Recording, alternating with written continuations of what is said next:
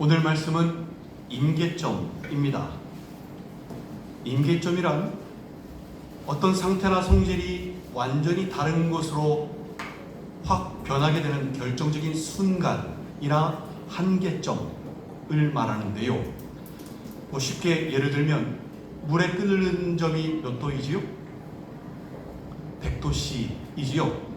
물론 에베레스트나 킬로만자로 같은 이런 고지대, 산악지대에서는 기압이 낮아가지고 물 끓는 점이 더 밑으로 내려가겠지만 그 외 대부분의 지역에서는 물에 끓는 점은 100도씨입니다. 근데 신기하게도요, 99도씨까지는 아무리 물을 가열해도 끓지 않습니다. 그리고 100도씨가 되는 순간부터 물이 끓기 시작합니다. 99도와 100도 거의 차이 없지 않습니까? 단 1도밖에 차이 안 나는 온도이지요. 근데 그 1도 차이로 물의 상태와 성질이 확 바뀌는 것입니다. 그래서 이 100도씨가요, 물에 끓는 임계점인 것입니다. 반대로 물의 어는 점은 몇 도씨이지요? 0도씨이지요. 물은 1도씨까지 내려갈 때만 해도 얼어붙지 않습니다. 근데 0도씨가 되는 순간 바로 얼기 시작합니다. 그 1도씨의 차이로 액체 상태에서 고체 상태로 성질이 확 변하지 않습니까? 바로 그 0도씨가 물에 어는 임계점인 것입니다. 또 비행기가 이륙하는 속도에도 임계점이 있는데요. 어느 정도 속도까지는 비행기가 떠오르지 못합니다. 계속 활주로를 바퀴로 달리지 않습니까? 근데 그 속도가 어떤 특정 속도 이상으로 넘어가는 순간 비행기가 떠오르기 시작합니다. 그 어떤 특정 속도가 바로 뭘까요? 바로 그 비행기의 이륙 속도 임계점인 것입니다. 또 공부나 운동 같은 것에도 임계점이 있는데요. 처음에 공부를 하거나 운동을 배울 때는 눈에 띄는 성과가 별로 보이지 않습니다. 공부를 나름 열심히 한다고 했는데 성적이 향상되지 않고요. 운동을 열심히 한다고 하는데도 체력이 크게 향상되는 것 같지 않아 보입니다. 근데요, 포기하지 않고 꾸준히 하다 보면 어느 순간에 갑자기 성적이나 체력이 확 상승하거든요. 그 순간이 바로 성적 향상 또는 실력 향상의 임계점인 것입니다. 계단식 성장이라고 하지요. 한번 성적이나 실력이 오르고 나면 한동안 좀 정체됐다가 다시 한 번에 확 오르고 또 정체됐다가 한번 또 오르고 정체되는 이런 계단식으로 성장하는 것입니다. 또 비즈니스와 마케팅에도 임계점이 존재하는데요. 상품이나 브랜드가 대중에게 알려지기 전까지는 오랜 시간의 투자와 홍보가 필요합니다. 그때까지는 매출이 좀 시원치 않겠지요. 근데 어느 순간을 넘어서면요, 입소문을 타고 수요와 매출이 폭발적으로 증가하게 되는데 여기에서 바로 그 어느 순간이 뭘까요? 그 임계점인 것입니다. 항상 임계점 전까지는요, 아무런 변화가 없어 보입니다. 계속해서 뭔가 시도를 하는데 변화가 없고 성과가 없고 좀 밑빠진 독에 물 붓는 것처럼 보입니다. 사람들에게는 이때가 가장 힘들죠. 아무리 해도 변화가 없네. 안 되는 것 가지고 괜히 버티고 있었나? 이 정도 했으면 됐지 뭐 한다고 했는데 안 되는 걸 어떡해? 라고 생각하며 많은 사람이 임계점 바로 직전에 포기를 합니다. 물을 99도씨까지 가열해 놓고선 조금만 더 가열하면 되는데 바로 그 앞에서 안 될 것 같아서, 안 끓어오를 것 같아서 포기해버려 불을 꺼버리는 겁니다. 그냥. 얼마나 안타깝습니까, 여러분? 근데 여러분, 이것이 우리 신앙생활에서 빈번히 일어나는 일입니다. 오늘 본문에서요, 우리가 선을 행하되 낙심하지 말지니 포기하지 아니하면 때가 이름에 거두리라 라고 말씀하지요. 때가 이름에 거두리라. 여기서 이때가 뭘까요? 네, 바로 임계점입니다. 씨앗은 땅에 심긴 직후에 바로 열매 맺습니까? 아니죠. 겉으로 보기엔 아무 일도 일어나지 않지 않습니까? 근데 실제로 아무 일도 안 일어납니까? 아니지요. 그 심겨진 씨앗이 부지런히 자랍니다. 땅 속에서. 그리고 뿌리가 계속 깊어집니다. 자라는 것입니다. 주님께서 마가복음 4장 27절에서 말씀하는데요. 그가 밤낮 자고 깨고 하는 중에 씨가 나서 자라되 어떻게 그리 되는지를 알지 못하느니라 라고 말씀하지요. 눈에 보이는 결과가 없다고 아무 일도 안 일어나는 게 아니라는 것입니다. 사람들은 결과만 보고 싶어 합니다. 그러다 보니 빨리 결과가 나와 주어야 하는데 결과가 보여지지 않고 시간만 느리게 흘러가는 것 같으니까 그걸 못 견뎌하고 낙심을 하고 포기를 하는 겁니다. 가만히 차분하게 기다리지 못하고 조급해하면서 빨리 무언가를 해결하지 못해서 근심, 걱정, 염려로 시간을 보낼 때가 사람들이 많은 것입니다. 이게요, 영적으로 문제가 됩니다. 잠언 19장 2절에서요, 발이 급한 사람은 잘못 가느니라 라고 말씀합니다. 잘못 간다라는 것은요, 길을 벗어난다라는 원어상의 의미를 가지고 있습니다. 그게 뭐죠? 바로 죄를 짓는다라는 말씀인 것입니다. 하나님과 함께하지 못하는 것이 성경에서 말씀하는 죄라 그러지 않았습니까? 조급한 마음으로 행동하는 것이 하나님과 함께하지 못하게 만드는 것입니다. 우리와 함께하시기 원하시는 하나님의 명확한 뜻대로가 아니라 자기 뜻대로 자기가 옳다고 하는 대로 움직이기 때문에 하나님으로부터 멀어질 수밖에 없지요. 그래서 발이 급한 사람은 잘못 간다고 죄를 짓게 된다고 말씀하는 것입니다. 조급해하지 말아야 하는데 안타깝게도 대부분의 신앙인들은 다급한 상황을 만나면 많이 조급해집니다. 빠르게 문제가 해결되어야 하는데 문제 해결이 늦어지면요, 여지없이 힘들어하고 조급해하다가 참지 못하고 세상적인 판단을 하며 세상적이고 인간적인 방법으로 문제를 해결하려고 하지요. 자신의 생각에는 지금이 문제 해결의 적기인데 지금이 아니면 안 될 것 같은데 주님께서 보여주시는 기미가 하나도 안 보입니다. 그러니까 조급하게 세상적인 방법으로 결정을 내리게 되는 것이지요. 그리고 죄를 짓게 되는 것입니다. 이처럼 조금만 힘든 시간을 보내도 견디지 못하고 염려와 근심으로 평안을 잃어버리고 낙심하며 포기를 하는 것인데요. 여러분, 그러면 안 됩니다. 그렇게 되면 임계점에 도달하지 못합니다. 번데기에서 나비가 나올 때에도 임계점에 다다라야 번데기를 벗고 나비가 나올 수 있는 것입니다. 달걀에서 병아리가 깨어나는 것도 임계점이 이르러야지요. 그래야지 껍질을 깨고 나올 수 있는 거지요.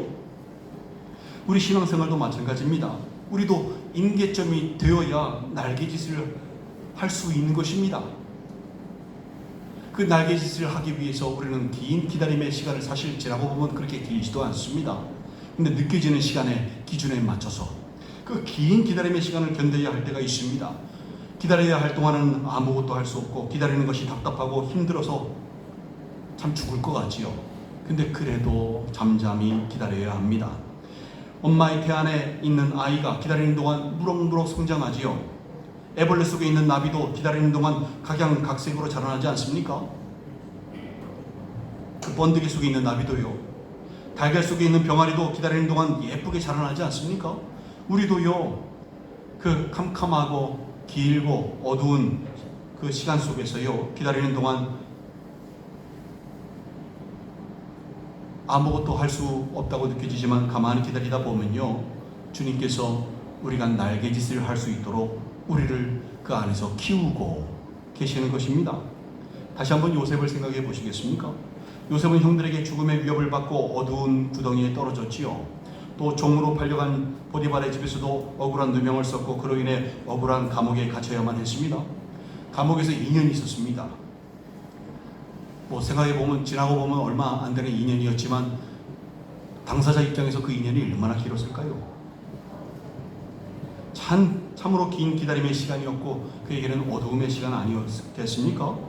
근데 그 어두운 기다림의 시간은요, 하나님께서 요셉의 날개짓을 위해서 예비하신 기간이었음을 우리는 성경을 통해서 알 수 있습니다. 임계점이 딱 되니까 바로의 꿈 해석을 통해서 요셉은 애굽의 총리가 되었고요. 7년의 기간 동안 그를 통해서 애굽 사람들이 생존할 수 있었고요. 또 그를 통해서 이스라엘 민족이 생존할 수 있었습니다. 그 주변 국가가 다 요셉 때문에 생존할 수 있었던 것입니다. 다윗의 경우도 생각해 보실까요? 다윗도 긴 기다림으로 힘겨웠던 시절이 있었습니다. 왕으로서 기름 부음을 받고 나서도 목숨의 위협을 받고 도망을 다니며 캄캄한 아둘람 굴에서 지내야 했습니다. 그는 그 후에도요, 긴 어둠의 시간을 보내며 기다리는 시간들이 많았습니다. 근데 그 어두운 날 동안 하나님께서는 다윗을 키우셨습니다. 어두운 굴에서 그를 성화시켰고요. 그를 지혜롭게 만드셨고요. 임계점 직전까지 날개짓을 할 수 있는 상태로 만드셨던 것입니다. 그를 양을 치는 목동에서 이스라엘을 이끄는 왕으로 변화시키셨던 것입니다. 바로 이것입니다. 우리가 임계점을 앞두고 힘겨운 기다림의 시간을 보내는 동안 주님은 우리의 날개짓을 위하여 일하고 계시는 것입니다. 부지런히 우리를 양육하고 계시는 것입니다. 우리가 해야 하는 것은요, 요셉이 종살이 기간에도 감옥살이 기간에도 구원하실 하나님을 신뢰하며 함께하였듯이, 다윗이 목숨의 위협을 받고 도망다니는 기간에도 구원하실 하나님을 신뢰하며 함께하였듯이 우리도 구원의 주님을 신뢰하며 함께해야 하는 것입니다. 성경을 어느 곳에나 열어보십시오. 그 안에 다 함께하시는 주님, 구원의 하나님이 기다리고 계십니다. 위로하고 계십니다. 예레미야가 3장 25절에서 말씀합니다. 기다리는 자들에게나 구하는 영혼들에게 여호와는 선하시도다. 사람이 여호와의 구원을 바라고 잠잠히 기다림이 좋도다 라고 말씀합니다. 비록 우리의 삶에서 앞이 캄캄한 어둠의 시간이 있다고 할지라도 구원의 주님을 신뢰하며 그 안에서 우리와 함께 하시는 주님과 은혜의 시간을 보내야 합니다. 임계점 직전까지의 어두움의 시간, 답답한 시간도요, 사실 우리에게 필요하니까 우리에게 주시는 시간임을 깨달으셔야 합니다. 어두움 속에서 빛이 되어 우리를 비추어 주시는 주님을 소망하며 감사하는 중에 잠잠히 기다리시기 바랍니다.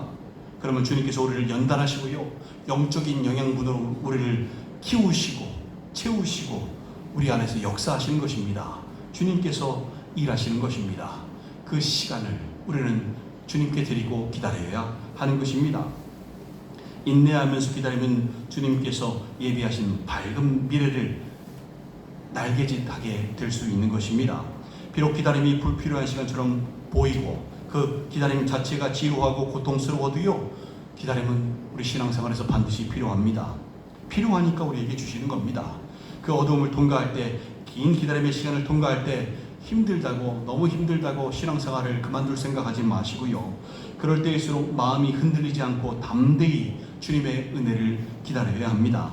시편 27편 14절에서 너는 여호와를 기다릴지어다, 강하고 담대하며 여호와를 기다릴지어다 라고 말씀합니다.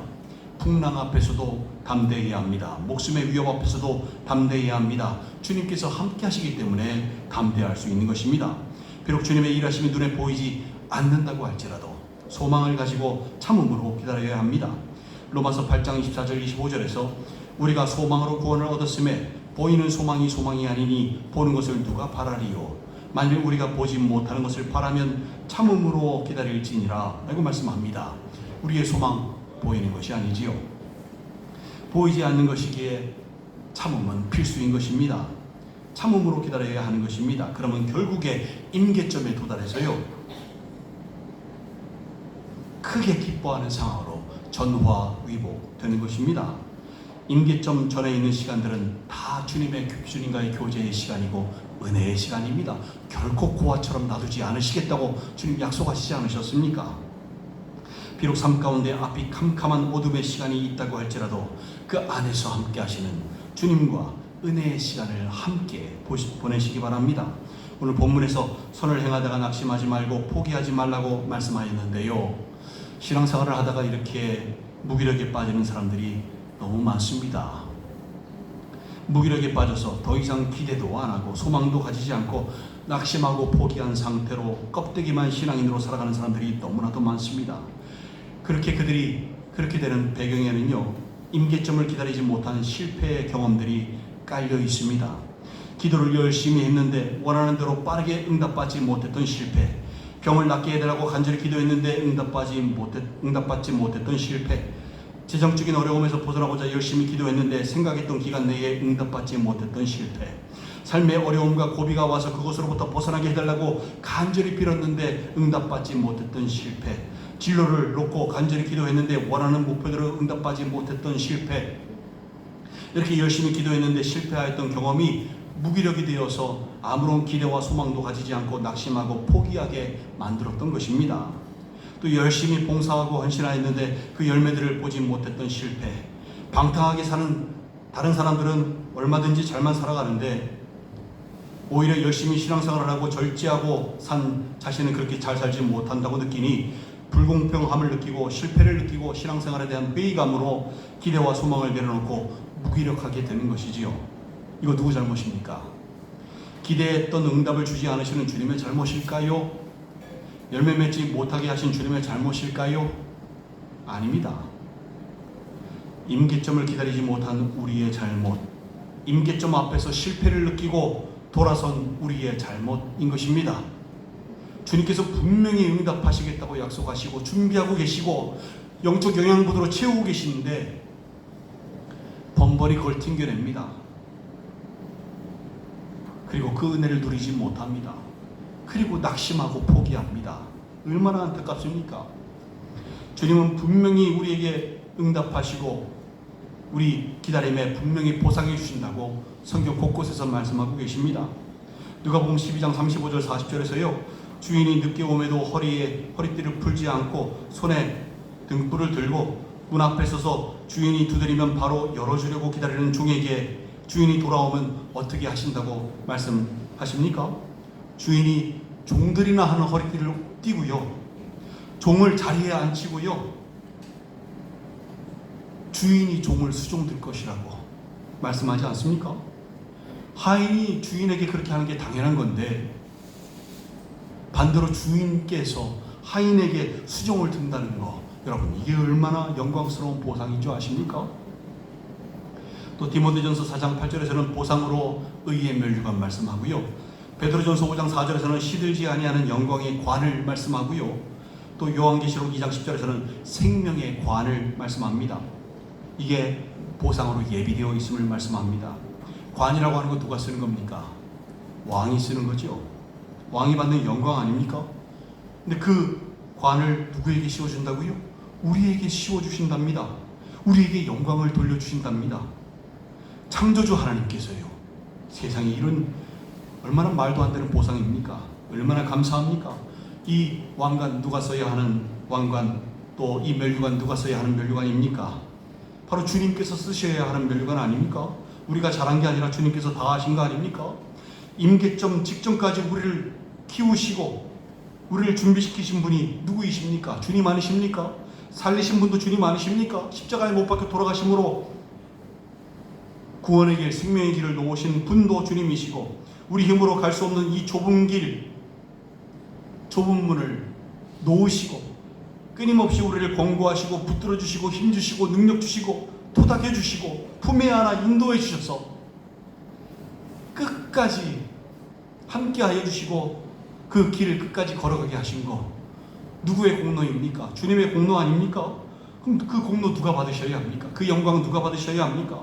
주님께서 받으시는 것이 당연한데 우리에게는 그 당연한 것이 주님께는 당연하지 않는 모양입니다. 주님의 당연한 게 뭐라고요? 주님께서 다 하셔놓고서 그 관을 우리에게 씌워주신답니다. 우리가 받을 자격이 없는데도 주님께서 다 하셨는데도 우리에게 영광을 돌려주시니 얼마나 감사합니까?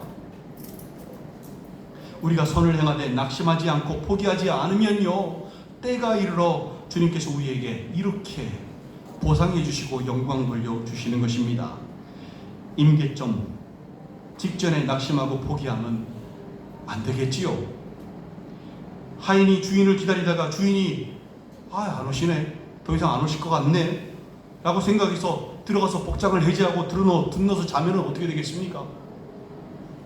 주인을 맞을 수 있겠습니까? 임계점을 맞을 수 있겠습니까? 주인으로부터 영광스러운 보상을 받을 수 있겠습니까? 없겠지요. 여러분, 선을 행하다가 낙심하지 않고 끝까지 포기하지 않는 것이 임계점에 도달하는 비결이고요. 그것이 또한 삶으로 하나님께 영광을 돌리는 것입니다.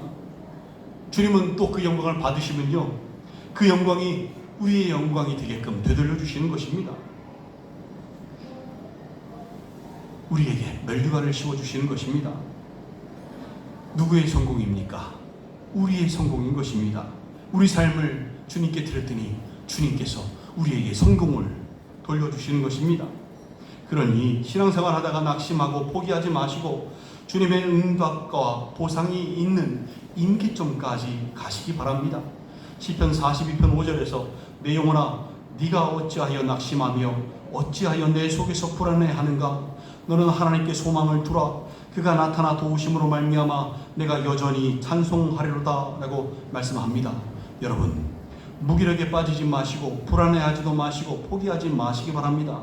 오직 여러분에게 보상해 주시고 영광을 돌려주시는 하나님께 소망을 두시기 바랍니다. 승리가 항상 보장된 전능하신 하나님이십니다. 능치 못하실 일 전혀 없으신 하나님이십니다. 하나님께서 하시는 일을 다 이해할 수는 없어도요, 인도하시는 방향이 이해가 안 돼도요, 여러분의 생각과 다르게 인도하시더라도요, 선한 목자 되신 주님께서 때가 이름에 거두게 하실 것이라는 그 기대와 소망을 놓지 마시기 바랍니다. 여리고성이 어떻게 무너졌는지 잊지 마시기 바랍니다. 그때 여호수아는 군사력, 무기, 전술 같은 거 이런 거로 전쟁에 대비하지 않았습니다. 그는 하나님께서 가르쳐 주신 대로 방법대로 움직였습니다. 그 방법이 여호수아서 6장에 자세히 기록되어 있는데요.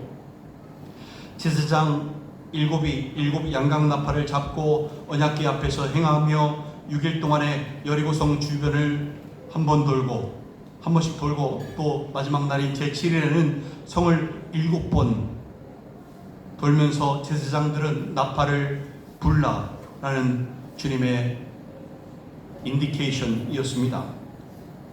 그리고 제사장들이 나팔을 길게 울려 불 때에 백성은 다 큰 소리로 외쳐 부르라라는 것이었습니다. 이성적으로 본다면 이건 말도 안 되고 이해가 되지 않는 전술이지요. 이성적으로 제대로 된 장군이라면 전투 기술을 습득시키면서 전술적으로 지형지물을 잘 이용해서 전투를 하려고 했겠지요. 이런 식으로 전쟁을 치른다는 것은 그냥 자살행위와 다를 바가 없지요. 더군다나 하나님께서는요, 요단강을 건너기 직전에 이스라엘에게 육체적인 핸디캡을 안겨주셨는데 바로 장정들에게 할례를 행하게 하셨습니다. 바로 앞에 전쟁에 있는 사람들에게 할례를 행하게 하셨습니다. 이미 여리고성 정탐 갔다 왔지요. 그리고 그 때문에 여리고성 사람들은 이미 쳐들어올 것을 알고 전쟁을 대비하고 있는 상태였습니다. 그 시점에서 하나님께서 이스라엘 백성들에게, 장정들에게 할례를 행하신 것입니다. 지금처럼 의약품이 발달했겠습니까? 그 시절에? 아니죠. 전쟁에 임하는 사람들에게 큰 핸디캡 아니었겠습니까? 그 상처들이 아물지도 않는 상황에서 가나안의 철옹성이라고 하는 여리고성에 들어가게 하신 겁니다. 걸음이나 제대로 걸을 수 있겠습니까?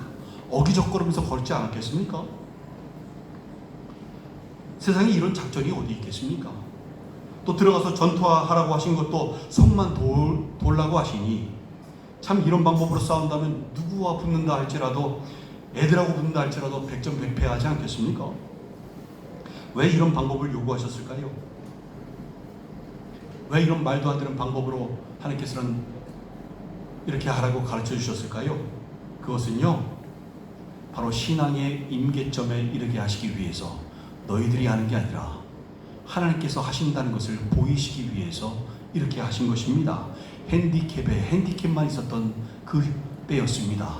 근데 하나님께서 결국에 역사하셔서 승리하게 하신 것입니다. 이 방법대로 이스라엘 백성은 순종을 하였고요, 임계점에 이르게 되었습니다. 그리고 여리고성은 무너지고 말았습니다.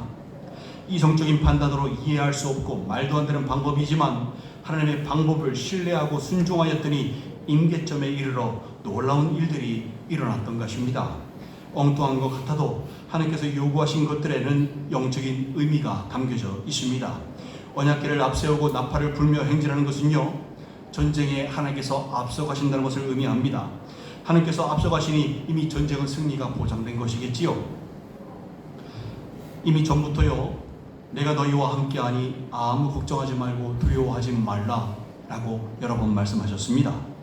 이렇게 이미 역사하실 계획이셨던 것입니다. 또 나팔을 분다는 것, 여러분 나팔을 언제 부르는지 아십니까? 승리할 때 부른 겁니다. 이미 싸우기도 전에 승리의 선언을 하는 것과 같습니다. 싸우지 않았지만 승리가 이미 보장되었으니 칼과 창을 드는 대신 나팔을 불면서 행군하게 하셨던 것입니다. 강한 적이고 부술 수 없는 천호성이지만 싸우지도 않고 승리하였음을 미리 선포한 것입니다. 또 여리고성을 하루에 한 번씩 6일을 돌고 일곱째 날에는 7번 돌았거든요.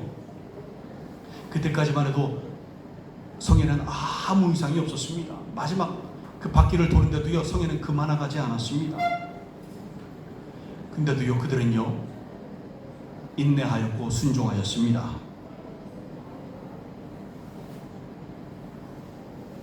하나님께서 주시겠다고 약속이 하시면요, 반드시 이루어 주십니다. 근데 우리 생각대로 주시는 것은 아닙니다. 하나님의 계획과 때에 맞춰 주시는 것이고요, 우리에게는 그것을 기다리는 인내와 순종이 필요한 것입니다. 이 전쟁에서 한 번의 순종이 아니었습니다. 날마다 6일 동안 계속해서 순종이 필요했고요, 마지막 7일째는 거기를 7바퀴 돌지 않았습니까? 성 위에서 얼마나 조롱을 해야 됐겠습니까?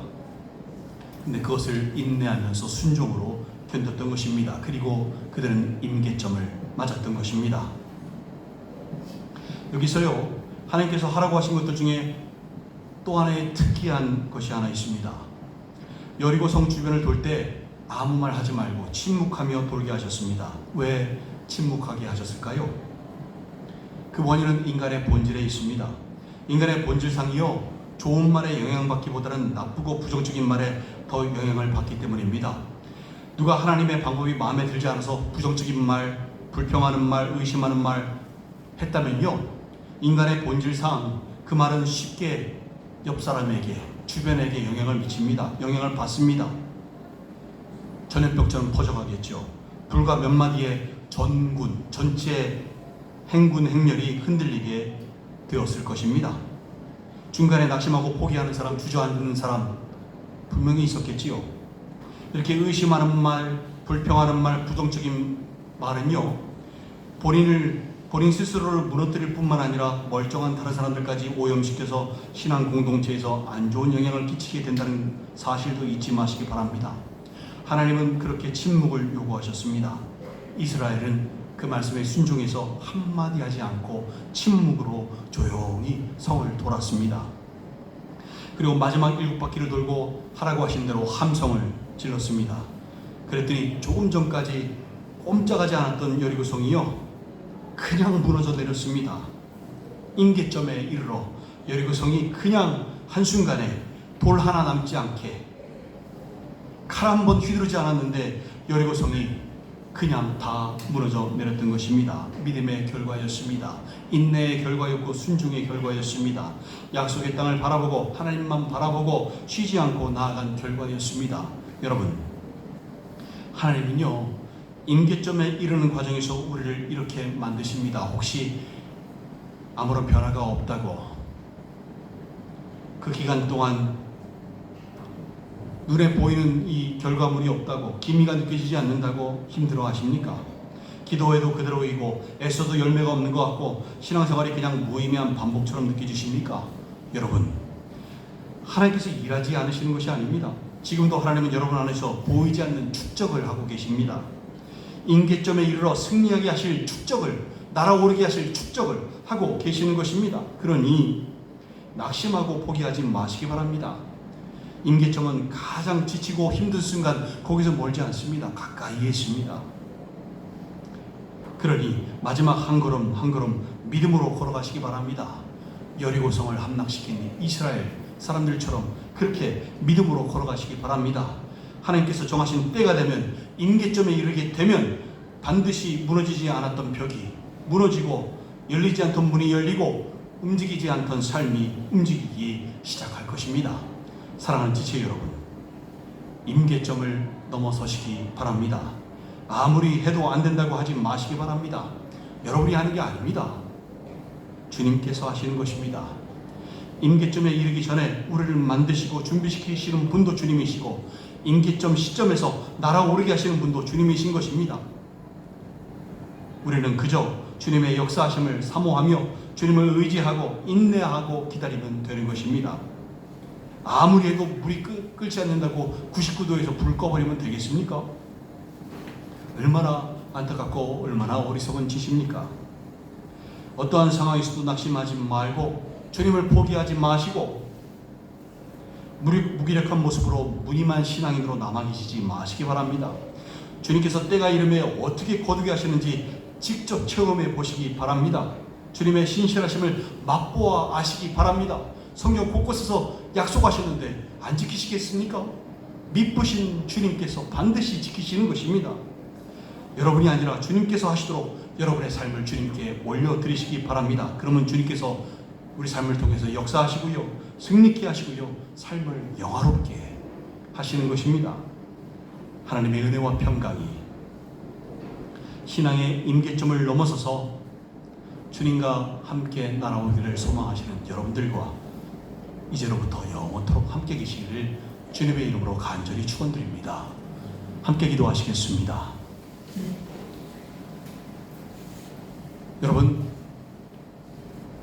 여러분은 임계점을 얼마나 통과하고 계십니까? 혹시 한 번도 통과하지 못했던 것은 아니십니까? 우리 신앙생활에요, 참 임계점들이 많이 있습니다. 신앙의 임계점이요. 하나님께서 우리를 만드시는 시간이 필요합니다. 요셉이 형들에게 팔려서 노예로 가자마자 총리가 될 수 있었겠습니까? 그가 애굽을 살리고 주변 나라를 살리고 이스라엘을 살릴 수 있었겠습니까? 아니지요. 준비되는 과정이 날아오르기 위한 하나님께서 만지시는 과정이 있어야 했지 않겠습니까? 다윗이 기름 부음 받자마자 왕이 될 수 있었겠습니까? 아니지요. 하나님과 함께 하면서 그를 목동에서 양으로 만드시는 과정이 필요하지 않았겠습니까?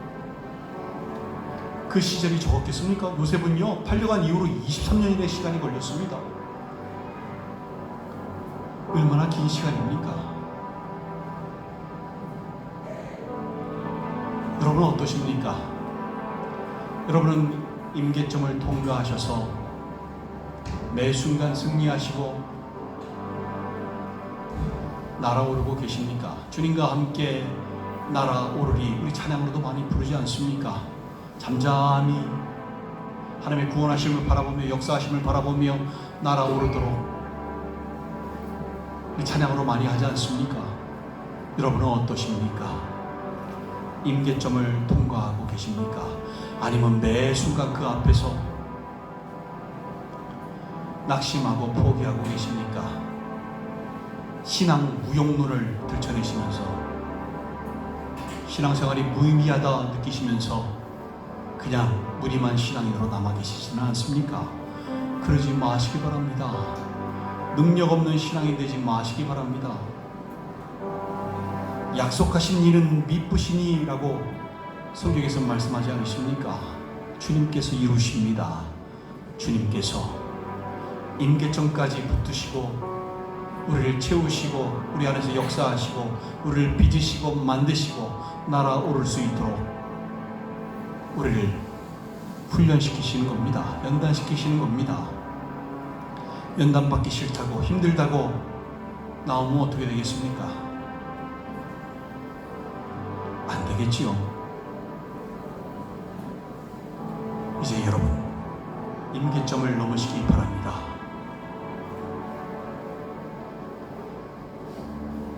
캄캄한 기다림의 시간에서도 주님과 함께 하시기 바랍니다.